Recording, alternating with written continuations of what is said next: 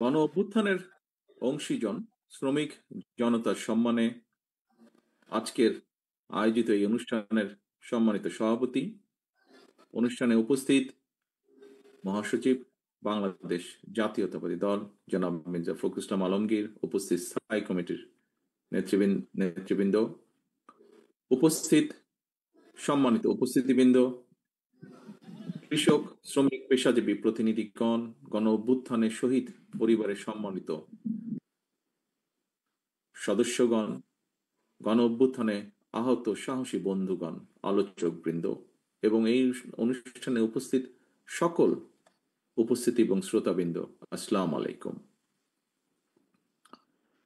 এতক্ষণ পর্যন্ত যারা বক্তব্য রেখেছেন, আপনাদের সবার বক্তব্যে গণ অভ্যুত্থানের সময় নৃশংসতা এবং এর আগে পরের পরিস্থিতি, গণ অভ্যুত্থানে বীর জনগণের আত্মত্যাগ, সন্তান স্বজনহারা পরিবারগুলোর আশা নিরাশা এবং দেশের বর্তমান সার্বিক পরিস্থিতির একটি চিত্র উঠে এসেছে। প্রিয় উপস্থিতিবৃন্দ, ফ্যাসিবাদী বিরোধী জুলাই গণ অভ্যুত্থানের সময় দেশের অন্যতম শিল্প কারখানা নির্ভর সাভার আশুলিয়া এলাকায় শহীদ পরিবারের স্বজন এবং আহতরা যে বক্তব্য দিয়েছেন, আমি আমার বক্তব্যে তাদের বক্তব্যগুলোকে প্রাধান্য দিয়ে কয়েকটি কথা আপনাদের সামনে তুলে ধরতে চাই। ফ্যাসিবাদের বিরুদ্ধে গত ১.৫ দশকের আন্দোলনের ধারাবাহিকতায় শেষ পর্যন্ত জুলাইয়ের গণ অভ্যুত্থানে হাজারো শহীদের প্রাণের বিনিময় স্বৈরাচার এই দেশ ছেড়ে পালিয়ে যেতে বাধ্য হয়েছে। জুলাইয়ের গণ অভ্যুত্থানের সবচেয়ে বেশি সংখ্যক শহীদ হয়েছেন কিন্তু শ্রমজীবী মানুষ। বিশেষ করে এই সাভার আশুলিয়ায় শ্রমিকদের উপরে গণহত্যা চালানো হয়েছিল।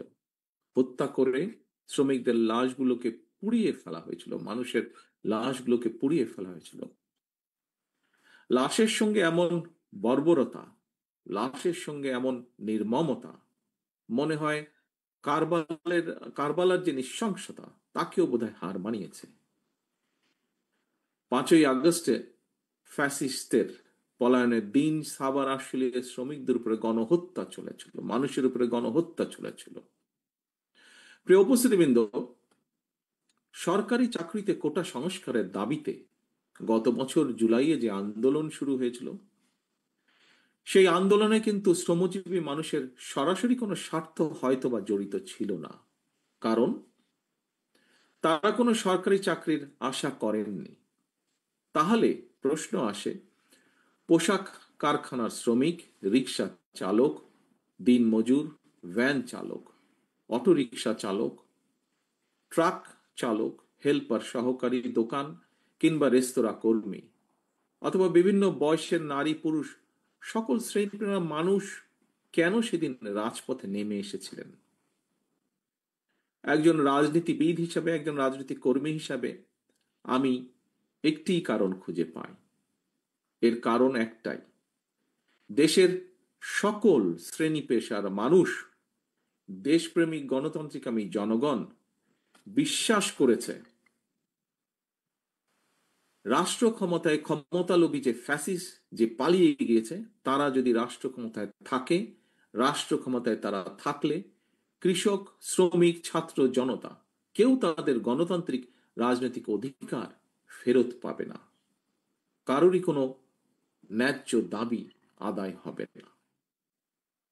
দেশপ্রেমিক গণতান্ত্রিকামী জনগণ বিশ্বাস করেছিল সেদিন যে ক্ষমতালোভী ফ্যাসিস্ট রাষ্ট্র ক্ষমতা কুক্ষিগত করে রাখতে সক্ষম হলে দেশের সার্বভৌমত্ব ভুলুণ্ঠিত হবে, এবং এ কারণেই ফ্যাসিস্টদের সেই স্বৈরাচারের শাসনের বিরুদ্ধে দেশপ্রেমিক শ্রমজীবী কর্মজীবী মানুষ নির্দ্বিধায় শহীদি মৃত্যুকে সাহসের সঙ্গে সেদিন আলিঙ্গন করেছিলেন। প্রিয় উপস্থিতিবৃন্দ, সুতরাং সম্মানের সঙ্গে আমাদের স্মরণ করা দরকার, স্মরণ রাখা দরকার, স্রেফ একটি সরকারি চাকরি পাওয়ার আশায় শ্রমজীবী কর্মজীবী মানুষ রাজপথে জীবন উৎসর্গ করেননি সেদিন। এই জনগণ একটি ইনসাফ ভিত্তিক গণতান্ত্রিক মানবিক রাষ্ট্র প্রতিষ্ঠার স্বপ্ন নিয়ে, আকাঙ্ক্ষা নিয়ে রাজপথে নেমে এসেছিলেন। ফ্যাসিবাদ হটিয়ে রাষ্ট্র রাজনীতিতে জনগণের আইনের অধিকার, জনগণের অধিকার প্রতিষ্ঠার আশায়, নিজেদের অধিকার প্রতিষ্ঠার আশায় আত্মত্যাগ করেছিলেন। আজ যদি শ্রমজীবী কর্মজীবী মানুষেরা জানতে চায়, সেই শহীদের আত্মা যদি জানতে চায়, গণ অভ্যুত্থানে সবচেয়ে বেশি সংখ্যক শ্রমজীবী মানুষ শাহাদাত বরণ করেছে, কিন্তু বর্তমান সরকার এবং প্রশাসনে শ্রমজীবী কর্মজীবী মানুষের অবস্থান কি? পলাতক ফ্যাসিস্ট মুক্ত বাংলাদেশে বর্তমানে রাষ্ট্র সংস্কারের যে কর্মযজ্ঞ চলছে, সেখানেই বা তাদের প্রতিনিধিত্ব কোথায়? প্রিয় ভাই বোনেরা, গণ অভ্যুত্থানে অংশীজন শ্রমজীবী কর্মজীবী মানুষকে অবদানকে স্মরণ করে আমাদের কথা আমরাই বলবো, এই শিরোনামটি আমি দেশের বর্তমান প্রেক্ষাপটে অত্যন্ত বাস্তবধর্মী বলে মনে করি। প্রতিটি নাগরিক যাতে নিজের কথাটি নিজে বলতে পারেন, নিজের ভোট নিজে দিতে পারেন, নিজের রাজনৈতিক অধিকার প্রয়োগ করে সরকার গঠন কিংবা সরকার পরিবর্তন ঘটাতে পারেন। জনগণের রাজনৈতিক ক্ষমতায়নের এই রাজনীতিটি বিএনপি বাংলাদেশে প্রতিষ্ঠা করতে চায়।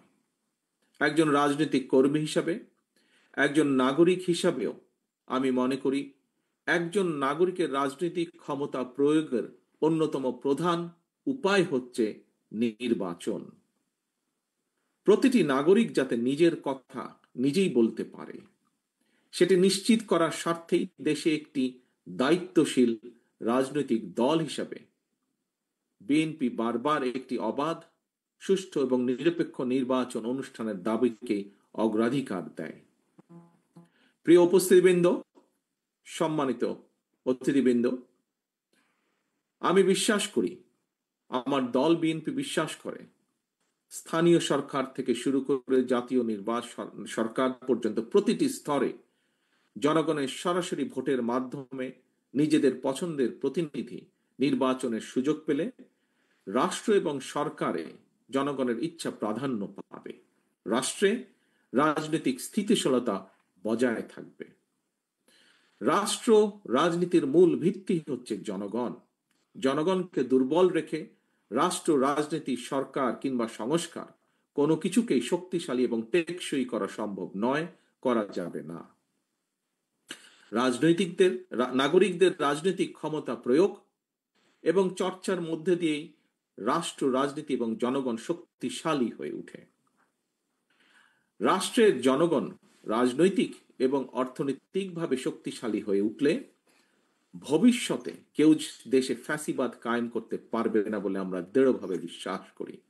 আর দেশকে কেউ তাবেদার রাষ্ট্রেও পরিণত করতে সক্ষম হবে না। তাহলে সম্মানিত উপস্থিতিবৃন্দ, সরকার এবং রাজনৈতিক নেতৃত্বকে জনগণের মুখাপেক্ষী করা গেলে রাজনীতিতে গুণগত পরিবর্তন করা সম্ভব। একই সঙ্গে জনগণের রাজনৈতিক ক্ষমতায় নিশ্চিত করাও সম্ভব হবে। দেশের সর্বস্তরের জনগণ কয়েকজন মানুষের হাতে রাষ্ট্রীয় ক্ষমতা তুলে দেওয়ার জন্য ১.৫ দশক ধরে নিশ্চয়ই আন্দোলন অব্যাহত রাখেনি, কিংবা জুলাইয়ের গণ অভ্যুত্থানেও শহীদ হননি। জনগণ রাষ্ট্র এবং সরকারে নিজেদের অধিকার প্রতিষ্ঠা করার জন্যই স্বৈরাচার বা ফ্যাসিবাদকে হটিয়েছে, জীবন উৎসর্গ করেছে। সুতরাং সরকারে যখন যারাই থাকুক, কেউ সরকার পরিচালনা করতে চাইলে তাদেরকে অবশ্যই নাগরিকদের কথা শুনতে হবে। প্রতিটি নাগরিকের আশা ভাষা বুঝতে হবে। কেউ জনপ্রতিনিধি নির্বাচিত হতে হলে তাকে অবশ্যই জনগণের সঙ্গে সম্পর্ক রাখতে হবে। বিএনপি জনগণের ক্ষমতায়নের এই রাজনীতি প্রতিষ্ঠার মাধ্যমেই শহীদদের কাঙ্ক্ষিত বাংলাদেশ গড়ে তুলতে চায়। সম্মানিত উপস্থিতিবৃন্দ, ফ্যাসিবাদ হটিয়ে জনগণ রাষ্ট্র এবং সরকারে নিজেদের অধিকার নিশ্চিত করতে অন্তর্বর্তীকালীন সরকারের হাতে রাষ্ট্র পরিচালনার ভার অর্পণ করেছে। এখন রাষ্ট্রে জনগণের মালিকানা জনগণের ক্ষেত্রে অন্তর্বর্তীকালীন সরকারের মাঝে শোনা যায় যে সকল কথা, একটি অন্তর্বর্তীকালীন সরকারের একটি অংশ নানা অপকৌশলের আশ্রয় নিচ্ছেন। অন্তর্বর্তীকালীন সরকার শিক্ষাঙ্গন, স্থানীয় সরকার কিংবা জাতীয় সরকার, প্রতিটি ক্ষেত্রেই বিএনপি জনগণের ভোটে প্রতিনিধি নির্বাচিত করার পক্ষে। কিন্তু এইসব নির্বাচন অনুষ্ঠানের ক্ষেত্রে অন্তর্বর্তীকালীন সরকার অগ্রাধিকার নির্ধারণে বিচক্ষণতার পরিচয় দিতে পারছে কিনা, এটি একটি বিরাট প্রশ্ন এই মুহূর্তে জনগণের সামনে।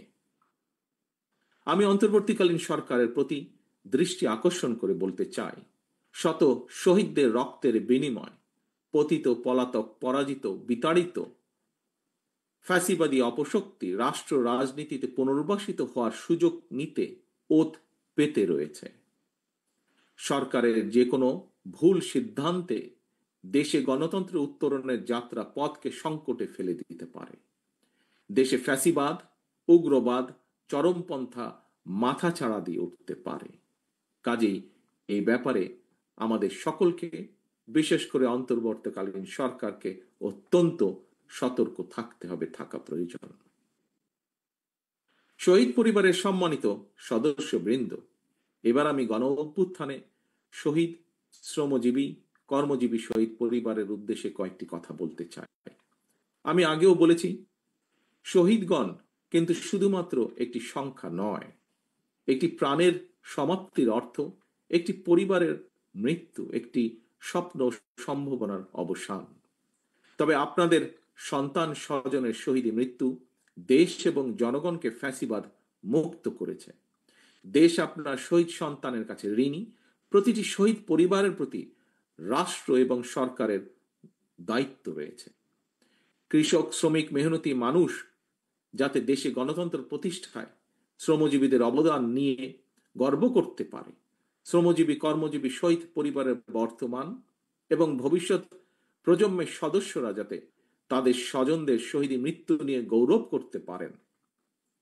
বিএনপি আসন্ন জাতীয় নির্বাচনে জনগণের রায় রাষ্ট্র পরিচালনার দায়িত্ব পেলে সাভার, আশুলিয়া কিংবা অন্য কোনো সুবিধাজনক এলাকায় শ্রমজীবী, কর্মজীবী মানুষের আত্মত্যাগের সম্মানে একটি বিশেষ স্থাপনা নির্মাণের পরিকল্পনা করছে।